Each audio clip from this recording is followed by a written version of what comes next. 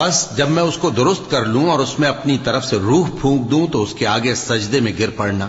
چنانچہ فرشتے تو سب کے سب سجدے میں گر پڑے مگر شیطان کہ اس نے سجدہ کرنے والوں کے ساتھ ہونے سے انکار کیا۔ فرمایا اے ابلیس، تجھے کیا ہوا کہ تو سجدہ کرنے والوں میں شامل نہ ہوا؟ اس نے کہا میں ایسا نہیں ہوں کہ انسان کو جس کو تو نے کھنکھناتے سڑے ہوئے گارے سے بنایا ہے سجدہ کروں۔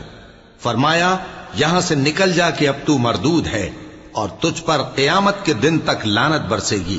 اس نے کہا کہ پروردگار مجھے اس دن تک مہلت دے جب لوگ مرنے کے بعد زندہ کیے جائیں گے۔ فرمایا اچھا، سو تجھے مہلت دی جاتی ہے وقت مقرر یعنی قیامت کے دن تک۔ اس نے کہا کہ پروردگار جیسا تو نے مجھے بھٹکا دیا ہے میں بھی زمین میں لوگوں کے لیے گناہوں کو آراستہ کر کے دکھاؤں گا اور سب کو بہکاؤں گا۔ ہاں ان میں جو تیرے خاص بندے ہیں ان پر میرا قابو چلنا مشکل ہے۔ فرمایا کہ مجھ تک پہنچنے کا یہی سیدھا رستہ ہے، جو میرے خاص بندے ہیں ان پر تجھے کچھ قدرت نہیں کہ ان کو گناہ میں ڈال سکے۔